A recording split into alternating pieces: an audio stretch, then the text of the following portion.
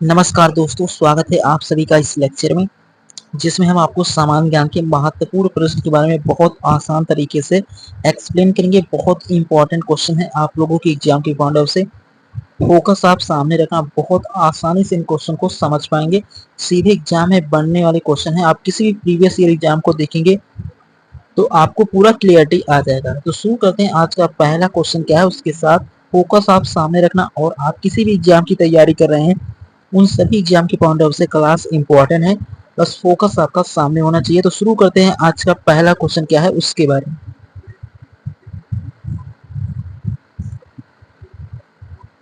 तो पहला क्वेश्चन आपका इस तरीके से बहुत इंपॉर्टेंट है, सीधे एग्जाम में पूछे जाने वाले क्वेश्चन। तो इस प्रकार आपका पहला क्वेश्चन है, बहुत इंपॉर्टेंट है। इसमें मेंशन किया है कि भारत का राष्ट्रगान कौन सा है। तो भारत का जो राष्ट्रगान है वो आपका जन गण मन है, ये आपको प्रॉपर समझ होगा। तो उसके बाद उसके और इम्पोर्टेंट पॉइंट्स के बारे में आपको क्लियर होना चाहिए कि जो राष्ट्रगान है भारत का, उसको किसने, यानी कि उसके जो लेखक हैं, उसको कब उन्होंने दिया था भारत में, कब से उसकी शुरुआत हुआ था, ये प्रॉपर आपको इन्फॉर्मेशन होना चाहिए। तो इसके बारे में आपको डिटेल में एक्सप्लेन करते हैं। तो यानी कि जो आपका राष्ट्रगान है वो आपका ये है, यानी कि जो आपका जन गण मन है ये आपका, यानी कि जो भारत का राष्ट्रगान है ये आपको क्लियर हो गया होगा। इसके बाद इंपॉर्टेंट इंफॉर्मेशन ये है, आपको इसको समझना होगा, ये बहुत इंपॉर्टेंट है। सीधे इनके बारे में एग्जाम में यहाँ से भी क्वेश्चंस बनेंगे। तो यानी कि जो आपका प्रॉपर एक्सप्लेनेशन है, इसमें मेंशन किया है कि यह गीत रविन्द्रनाथ टैगोर द्वारा मूल रूप से बंगाली में लिखा गया था। 11 दिसंबर 1911 को इसका पहला पद भारत के संविधान सभा, तो इस प्रकार भारत की संविधान सभा द्वारा 24 जनवरी यानी कि 24 जनवरी 1950 को राष्ट्रगान के रूप में स्वीकार किया गया इसको। तो इस तरीके से प्रॉपर इसकी एक्सप्लेनेशन है। तो उम्मीद करता हूँ आप इस क्वेश्चन को बहुत आसानी से समझ गए होंगे। बहुत इंपॉर्टेंट है, सभी प्रीवियस ईयर एग्जाम में आए हुए क्वेश्चन इसी तरीके से होते हैं। तो आपको इनके बारे में प्रॉपर समझ हो गया होगा। एंड बढ़ते हैं अगले क्वेश्चन के बारे में।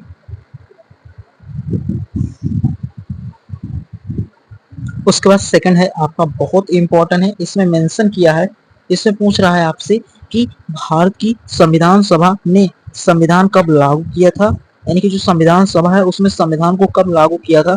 तो ये क्वेश्चन आपका बहुत इंपॉर्टेंट है। तो इसमें मेंशन भी किया है कि 26 जनवरी 1950 को, यानी कि 26 जनवरी 1950 को भारत के संविधान सभा में संविधान को लागू किया गया था। अगर इसके प्रॉपर एक्सप्लेनेशन के बारे में बात करें तो वो बहुत इंपॉर्टेंट होता है। तो ये आपको प्रॉपर समझ होना चाहिए। इसमें मेन पॉइंट आपको मेंशन है। तो इसमें मेंशन है कि जो कॉन्स्टिट्यूशन ऑफ इंडिया को 26 नवंबर 1949 को स्वीकार किया गया और 26 जनवरी 1950 को लागू हुआ था। इस दिन भारत जो था वो स्वतंत्र, यानी कि जो उसका भारत का गणराज्य बन गया था। ये आपको क्लियर होना चाहिए, बहुत इंपॉर्टेंट है। सीधे एग्जाम में इन पॉइंट को भी मेंशन कर सकता है। तो प्रॉपर आपको एक क्वेश्चन के अंतर्गत इसके सभी इंपॉर्टेंट क्वेश्चन को हम यहाँ पर डिटेल में एक्सप्लेन करेंगे। अगर आपको किसी भी प्रकार का कोई डाउट हो तो कमेंट बॉक्स में मेंशन कर सकते हैं। आपको इसी तरीके से हर क्वेश्चन के बारे में प्रॉपर समझने को मिलेगा। उसके बाद बढ़ते हैं, अगला क्वेश्चन क्या है उसके बारे में, बहुत इंपॉर्टेंट है। एंड उसके बाद तीसरा नंबर क्वेश्चन आपका बहुत इंपॉर्टेंट है। तो इसमें क्या मेंशन किया है, तो इसमें इस तरीके से मेंशन किया है कि भारत की राजधानी कौन सी है। तो भारत की जो राजधानी है वो आपका क्या है, जो है भारत की राजधानी वो आपका न्यू दिल्ली है। ये आपको क्लियर होना चाहिए। एंड इसके प्रॉपर एक्सप्लेनेशन के बारे में बात करें तो इसमें मेंशन है क्या है, किस तरीके से है।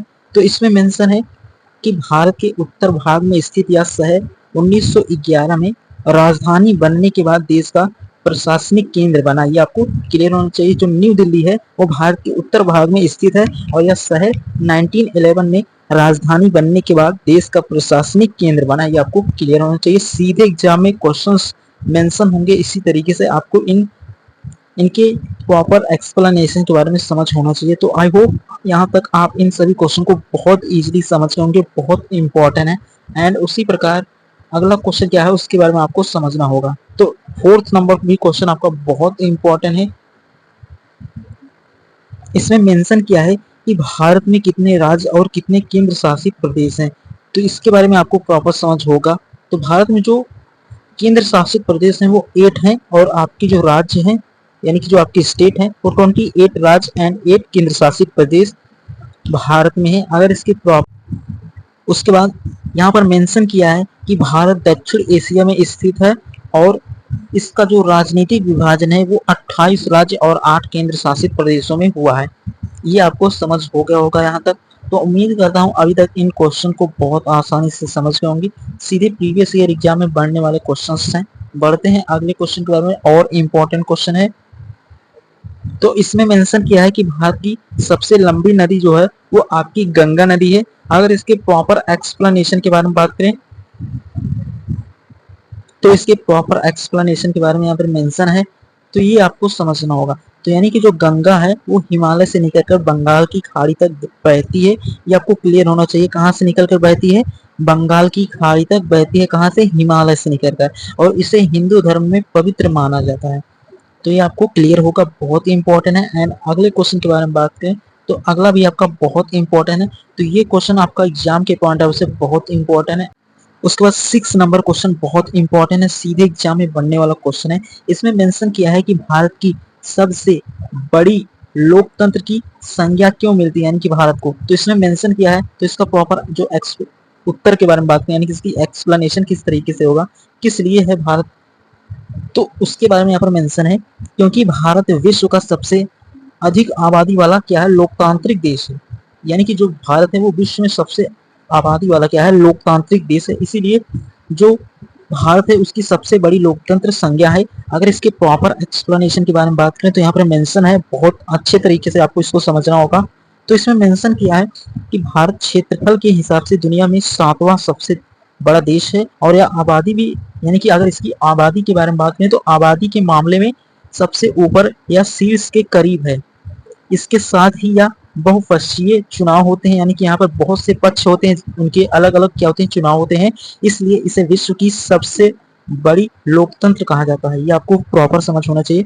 यानी कि इसमें मेंशन किया है कि जो भारत है वो क्षेत्रफल के अनुसार दुनिया में 7वां देश है और यहाँ पर आबादी के मामले में सबसे ऊपर शीर्ष में है। और यहाँ पर जो बहुपक्षीय चुनाव होते हैं, यानी कि अलग अलग जो वोट्स होते हैं बहुत से पक्ष के, इस तरीके से इसे ही सबसे बड़ा क्या कहा जाता है? लोकतांत्रिक देश कहा जाता है। तो ये आपको प्रॉपर समझ हो गया होगा, बहुत इंपॉर्टेंट है। एंड उसी प्रकार 7 नंबर क्वेश्चन के बारे में बात करें तो ये आपका बहुत इंपॉर्टेंट है। इसमें मेंशन किया है कि भारत की आधिकारिक भाषा क्या है। तो भारत की जो आधिकारिक भाषा है उसके बारे में आपको यहाँ पर मेंशन किया है, तो समझना होगा। यानी कि जो भारत है, इंडिया का जो आधिकारिक भाषा है उसके बारे में यहाँ पर मेंशन किया है। तो भारत की आधिकारिक भाषा क्या है? तो भारत की कोई राष्ट्रभाषा नहीं है। हिंदी तथा अंग्रेजी सह राजभाषा है। ये आपको समझना होगा। एंड इसके प्रॉपर एक्सप्लेनेशन के बारे में बात करें तो यहाँ पर मेंशन है, ये आपको समझना होगा। तो यहाँ पर मेंशन है कि भारत के संविधान में अंग्रेजी और हिंदी को व्यवहारिक तौर पर सरकारी कामकाजों में सहायक भाषा माना गया है और देश में अनेक भाषाएं बोली जाती हैं। तो 22 को राजभाषा या राज्य भाषा का दर्जा मिला है। ये आपको प्रॉपर समझ हो गया होगा, बहुत इंपॉर्टेंट है कि जो 22 भाषाएं हैं उनको राजभाषा या राजभाषा का दर्जा मिला है। ये आपको प्रॉपर समझना था, बहुत इंपॉर्टेंट है। ये भी क्वेश्चन आप एग्जाम के पॉइंट ऑफ व्यू से देखेंगे, बहुत इंपॉर्टेंट है। एंड उसी प्रकार 8वां क्वेश्चन आपका बहुत इंपॉर्टेंट है। तो इसमें मेंशन किया है क्या, इसके बारे में आपको प्रॉपर समझना होगा। तो इसमें मेंशन किया है कि भारत का संविधान लिखित रूप से सबसे लंबा क्यों माना जाता है। तो यहाँ पर मेंशन है, इसके प्रॉपर एक्सप्लेनेशन की आपको समझना होगा। तो यहाँ पर मेंशन है क्योंकि इसमें बहुत विस्तृत प्रावधान है, मूल अधिकार, नीति निर्देश और सरकार की संरचना इत्यादि। अगर इसके प्रॉपर एक्सप्लेनेशन के बारे में बात करें तो इस तरीके से इसमें क्या क्या पॉइंट्स मेंशन है ये आपको समझना होगा।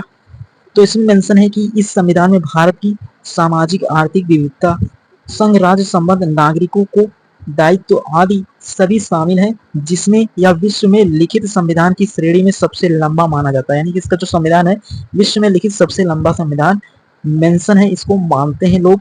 तो ये भी क्वेश्चन एग्जाम के पॉइंट ऑफ व्यू से बहुत इंपॉर्टेंट है। सीधे संविधान से अगर रिलेटेड क्वेश्चंस के बारे में एग्जाम पूछेगा तो इस तरीके से इन्हीं के बारे में पूछ सकता है, या और क्वेश्चंस भी बन सकते हैं, उनके बारे में आपको एक्सप्लेन करते हैं। तो अगले क्वेश्चन के बारे में बात करें तो उसके बाद अगला ये भी क्वेश्चन आपका बहुत इंपॉर्टेंट है कि भारत की मुद्रा का नाम क्या है। तो भारत की जो मुद्रा है उसका नाम बहुत ही सरल है, ये आपको क्लियर होना चाहिए। तो भारत की जो मुद्रा है उसे भारतीय रुपया कहा जाता है। उसके बाद यहाँ पर मेंशन है कि भारतीय रुपया है। अगर इसके प्रॉपर एक्सप्लेनेशन के बारे में बात करें तो भारत में रुपया प्रचलित मुद्रा है जिसका इस्तेमाल देशव्यापी लेन देन में होता है। आपको प्रॉपर समझ हो गया होगा। तो इस तरीके से आप इन 9 क्वेश्चन को भी बहुत इजीली समझ के होंगे। तो बात करें आज का जो अगला क्वेश्चन है वो क्या है। तो अगला क्वेश्चन भी आपका बहुत इंपॉर्टेंट है। सीधे एग्जाम में क्वेश्चन पूछे जाते हैं। प्रश्न है कि भारत के राष्ट्रीय पशु कौन सा है। तो भारत का जो राष्ट्रीय पशु है वो बहुत इंपॉर्टेंट है। तो भारत का जो राष्ट्रीय पशु है वो बंगाल टाइगर है। अगर इसके प्रॉपर एक्सप्लेनेशन के बारे में मेंशन करें यानी कि डिटेल में एक्सप्लेन करें तो यहाँ पर मेंशन है कि यह भारत के वन्य जीव संरक्षण की प्रतीक है और ये भारत विश्व के बाघों का एक बहुत बड़ा हिस्सा मौजूद है। यानी कि भारत में विश्व में अगर देखेंगे तो बाघों का एक बहुत बड़ा हिस्सा मौजूद है। तो इस तरीके से इसको भी आप बहुत इजीली समझ गए होंगे, बहुत इंपॉर्टेंट है। तो ओवरऑल आप इस तरीके से इस क्लास को बहुत इजीली समझ के होंगे। फोकस सामने रखना क्योंकि हर एक एग्जाम का तो उम्मीद करता हूँ आप सभी क्वेश्चन को बहुत आसानी से समझ चुके होंगे, बहुत इंपॉर्टेंट है। एक क्वेश्चन के अंतर्गत उसके प्रॉपर एक्सप्लेनेशन को हमने डिटेल में डिस्कस किया है। अगर आपको किसी भी तरीके का कोई डाउट हो तो कमेंट बॉक्स में मेंशन कर सकते हैं। क्लास कैसे लगा ये भी मेंशन करना और अपने सभी फ्रेंड के साथ शेयर करना ताकि वो भी अपनी तैयारी को और बेहतर कर सकें क्योंकि आने वाले एग्जाम को बहुत इजीली टारगेट कर सकें। तो मिलेंगे नेक्स्ट लेक्चर में जहाँ पर इसके आगे एक नए टॉपिक के बारे में आपको